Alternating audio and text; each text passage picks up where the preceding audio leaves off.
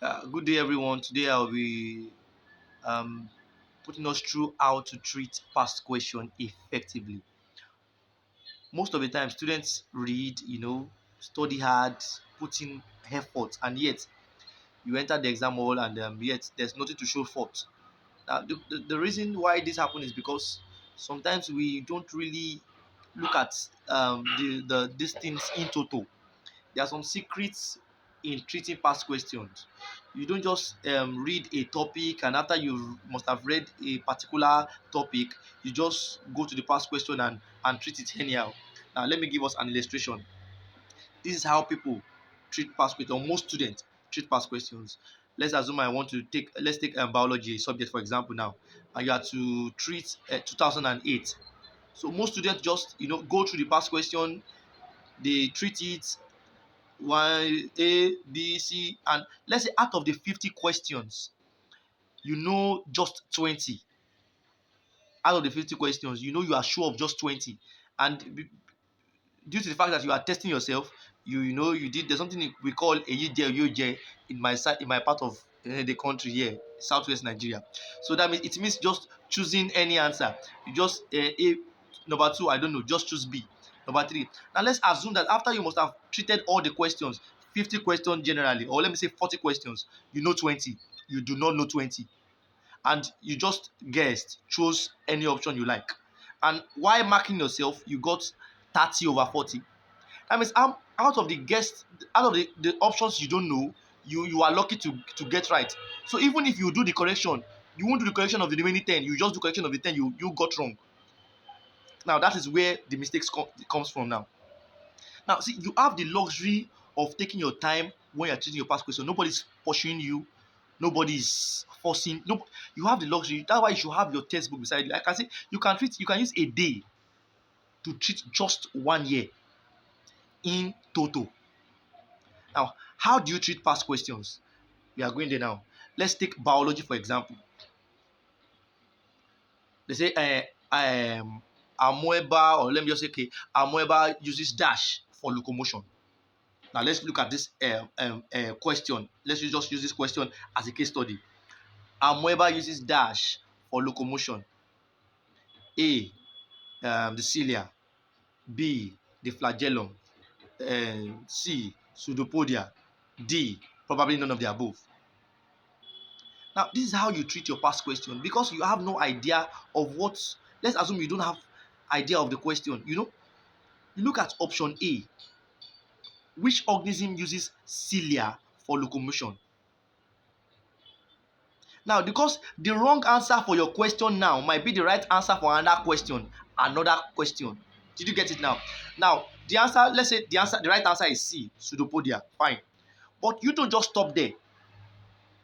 What is cilia?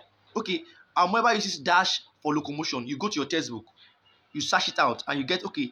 Amoeba uses pseudopodia for locomotion. Now that is your answer. Fine. So option C is the correct answer. But you don't just stop there, because the next question they might ask you, they might not say amoeba.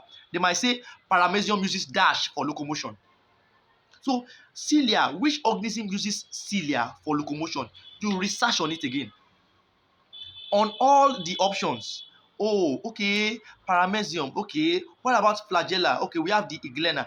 Now, with that, you've successfully known your right answer, and even the wrong option to your question now might be the right option to another question. So now, when they ask you the question in your examination and it's not amoeba, you'll be like, wow, the only thing I know is amoeba. I don't even know that of paramecium. I don't know that of iglena. Are you with me now? That is one of the way to treat past question. Like I used to say, you can use a whole day twisting because you have the luxury of time when you are not in the exam hall. Their time is in stages. At the early stage, you can take your time. After you must have seen the syllabus, you've drafted how you want to read and how the number of topics you have to cover. You know the syllabus already.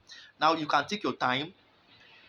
After you must have read or whatever topic in whatever subject, you've taken your time. Now you are moving to the past question now, or probably after you have solved all the possible topics under a particular subject. Now you are going to the past question to treat the past questions. one after the other. It gives you a wider knowledge in the way they twist. In fact, many might not even know locomotion means movement.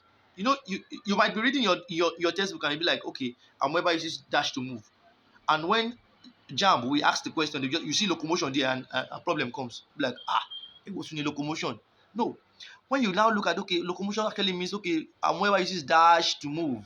So with the knowledge of that, you actually added something to yourself treating the past question. That's why you cannot play with past questions just to see how they bring questions, how they twist questions. Is very, very important.